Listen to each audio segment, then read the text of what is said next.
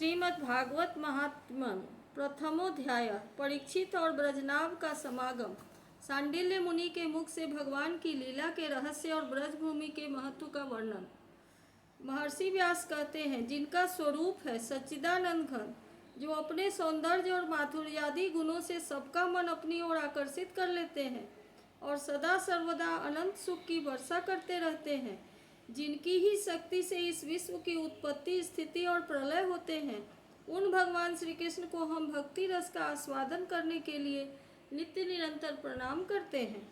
नैमिषारण्य क्षेत्र में श्री सूत जी स्वस्थ चित्त से अपने आसन पर बैठे हुए थे।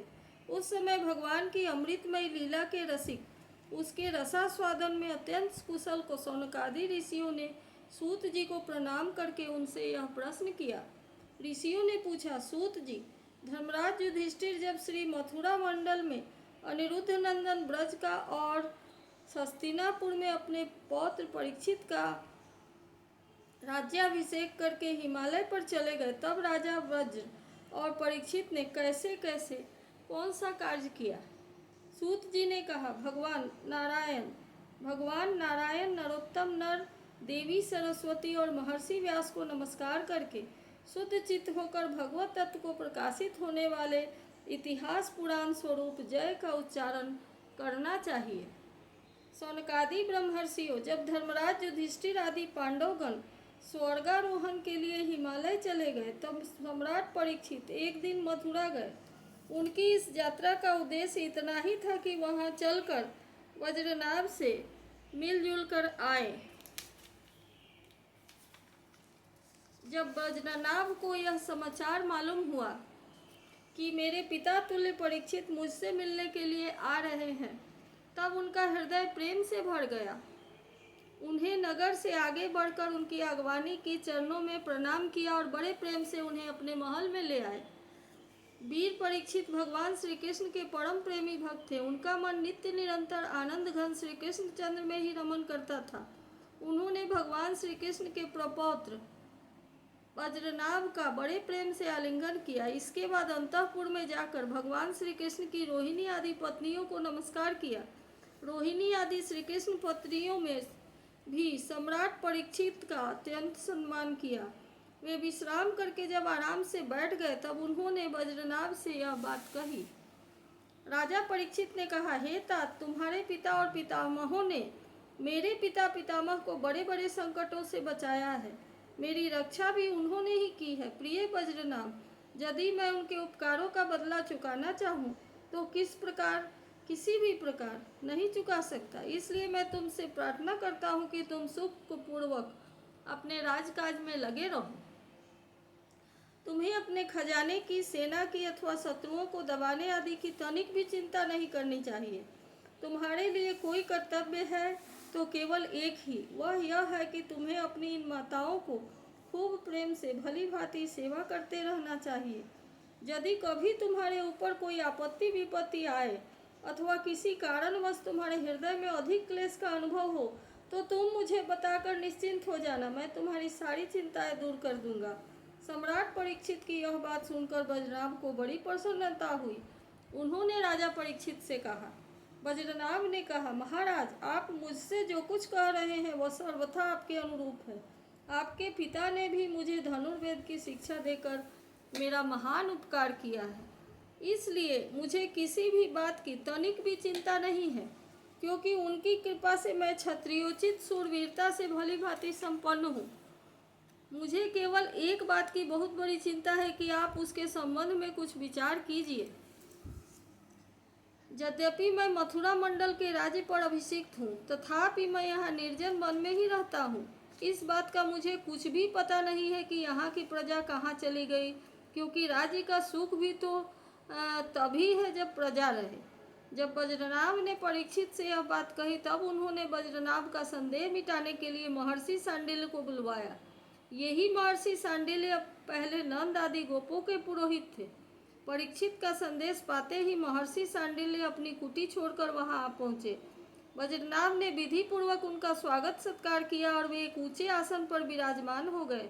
राजा परीक्षित ने वज्रनाभ की बात उन्हें कह सुनाई। इसके बाद महर्षि सांडिल्य बड़ी प्रसन्नता से उनको सांत्वना देते हुए कहने लगे। सांडिल्य जी ने कहा, प्रिय परीक्षित और वज्रनाभ, मैं तुम लोगों से वज्रभूमि का रहस्य बतलाता हूँ। तुम दत्तचित्त होकर सुनो। ब्रज शब्द का अर्थ है व्याप्ति। इस वृद्ध वचन के अनुसार व्यापक होने के कारण ही इस भूमि का नाम ब्रज पड़ा। सत्व रज तम, इन तीन गुणों से अतीत जो परम ब्रह्म है वही व्यापक है, इसलिए उसे ब्रज कहते हैं। वह सदानंद स्वरूप परम ज्योतिर्मय और अविनाशी है। जीवन मुक्त पुरुष उसी में स्थित रहते हैं। इस परम ब्रह्म स्वरूप वज्रधाम को नंद नंदन भगवान श्री कृष्ण का निवास है। उनका एक एक अंग सच्चिदानंद स्वरूप है। वे आत्माराम और आप्त काम है। प्रेम रस में डूबे हुए रसिक जन ही उनका अनुभव करते रहते हैं। भगवान श्री कृष्ण की आत्मा है राधिका। उनके रमन के कारण ही रहस्य रस के मर्मज्ञ ज्ञानी पुरुष उन्हें आत्माराम कहते हैं। काम शब्द का अर्थ है कामना, अभिलाषा। ब्रज में भगवान श्री कृष्ण के वांछित पदार्थ हैं गौए, ग्वाल बाल, गोपियाँ और उनके साथ लीला विहार आदि। वे सब के सब यहाँ नित्य प्राप्त है। इसी से श्री कृष्ण को आप्त काम कहा गया है। भगवान श्री कृष्ण की यह रहस्य लीला प्रकृति से परे है। वे जिस समय प्रकृति के साथ खेलने लगते हैं उस समय दूसरे लोग भी उनकी लीला का अनुभव करते हैं। प्रकृति के साथ होने वाली लीला में ही रजोगुण, सत्वगुण और तमोगुण के द्वारा सृष्टि, स्थिति और प्रलय की प्रतीति होती है। इस प्रकार यह निश्चय होता है कि भगवान की लीला दो प्रकार की है, एक वास्तविक और दूसरी व्यवहारिकी। वास्तविक लीला स्वयं वेद्य है, उसे स्वयं भगवान और उसके रसिक भक्तजन ही जानते हैं। जीवों के सामने जो लीला होती है वह व्यवहारिकी लीला है। वास्तविक लीला के बिना व्यवहारिकी लीला नहीं हो सकती, परंतु व्यवहारिकी लीला का वास्तविक लीला में के राज्य में कभी प्रवेश नहीं हो सकता। तुम दोनों भगवान के जिस लीला को देख रहे हो वह व्यवहारिकी लीला है। यह पृथ्वी और स्वर्ग आदि लोक इसी लीला के अंतर्गत है। इसी पृथ्वी पर यह मथुरा मंडल है। यही यह ब्रजभूमि है जिसमें भगवान की यह वास्तविक रहस्य लीला गुप्त रूप से होती है। वह कभी कभी प्रेम पूर्ण हृदय वाले रसिक भक्तों को सब ओर दिखने लगती है। कभी 28वें द्वापर के अंत में जब भगवान के रहस्य लीला के अधिकारी भक्तजन यहाँ एकत्र होते हैं, जैसा कि इस समय भी कुछ काल पहले हुए थे, उस समय भगवान अपने अंतरंग प्रेमियों के साथ अवतार लेते हैं। उनके अवतार का यह प्रयोजन होता है कि रहस्य लीला के अधिकारी भक्तजन भी अंतरंग परिकरों के साथ सम्मिलित होकर लीला रस का आस्वादन कर सके।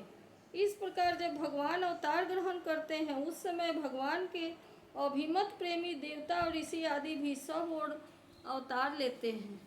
अभी अभी जो अवतार हुआ था उसमें भगवान अपने सभी प्रेमियों की अभिलाषाएं पूर्ण करके अब अंतर्धान हो चुके हैं। इससे यह निश्चय हुआ कि यहाँ पहले 3 प्रकार के भक्तजन उपस्थित थे, इसमें संदेह नहीं है। उन तीनों में प्रथम तो उनकी श्रेणी है जो भगवान के नित्य अंतरंग पार्षद हैं, जिनका भगवान से कभी वियोग होता ही नहीं।